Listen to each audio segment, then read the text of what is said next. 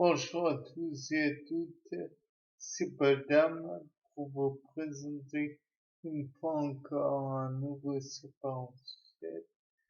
Donc la dernière fois, je pense avoir un petit peu parlé des enzymes, mais je ne suis pas sûr de la chose.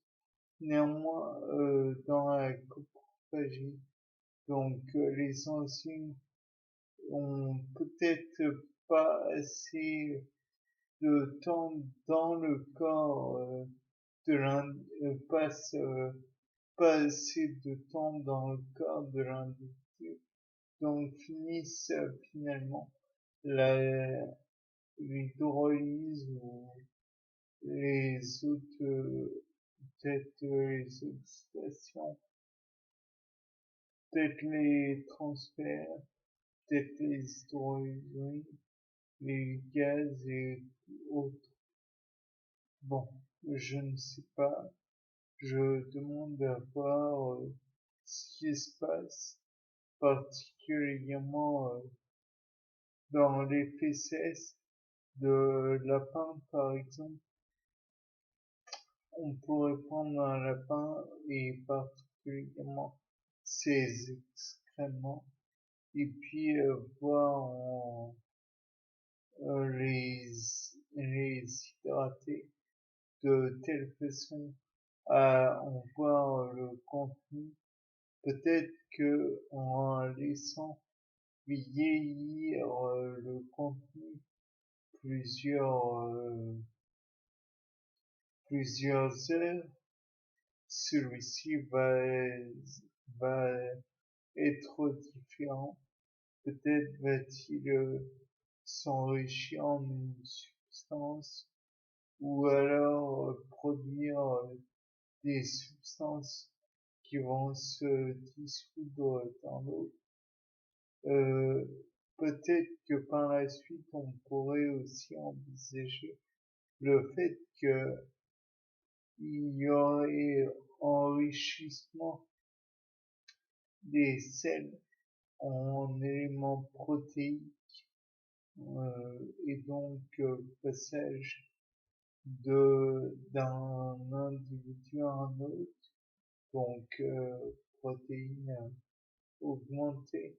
Peut-être y aurait-il aussi une augmentation du nombre de bactéries.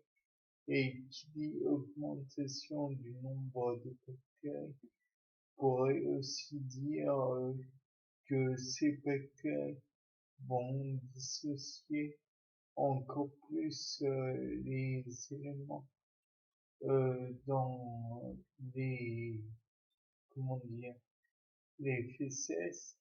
Peut-être que par la suite on pourrait faire le lien entre les aliments lacto-fermentés et les fesses, puisque quand on y réfléchit, une fermentation, c'est une dissociation des aliments en absence de d'oxygène, entre autres. Il y a aussi production d'éléments qui peuvent être indispensables à l'individu, bien que ceux-ci ne soient pas produits en temps normal.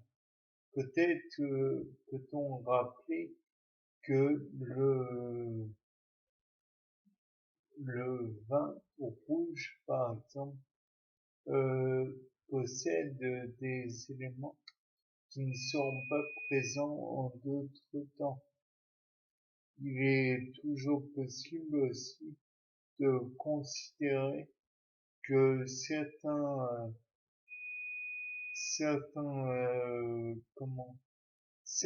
génomes bactériens euh, peuvent aussi muter et donc s'ils mutent dans un milieu, peut-être va-t-il aussi enrichir la banque bactéries, enfin, l'ensemble de résistance bactérienne d'un individu.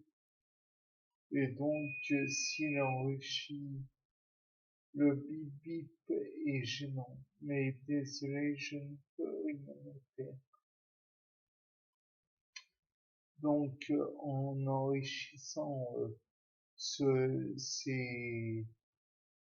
cette banque, cet ensemble de résistance aux bactéries, peut-être pourrait-on résister aussi davantage aux produits qui est le produit aux toxines et j'en passe. Peut-être que en permettant aussi la production de protéines plus simples, il y a les, comment dire, le rejet des fesses et leur reconsommation par la suite. Les animaux arrivent à augmenter le panel d'acides aminés qui leur est permis. Oui, ça va être ma casse, mais je n'y peux rien, malheureusement. Donc, le fait est que peut-être par la suite aussi, on peut envisager le fait que l'animal va rejeter certains éléments en même temps que d'autres. Peut-être est-ce une façon de produire un, un élément toxique qui pourrait qui pourrait tuer d'autres bactéries. Après tout, n'est-on pas l'ami de mes amis et mon ami? L'ami de mes amis sont mes ennemis. Les ennemis de mes ennemis sont mes amis. C'est la question. De plus, on pourrait peut-être trouver certaines enzymes qui ne sont efficaces qu'à des températures ou des conditions de pH extérieures à l'organisme. Peut-être pourrait-on activer aussi certaines enzymes que lorsqu'elles sont externes, enfin en dehors du corps. Peut-être que si on y réfléchit, on pourrait trouver d'autres solutions. Bien, je pense que c'est pas mal.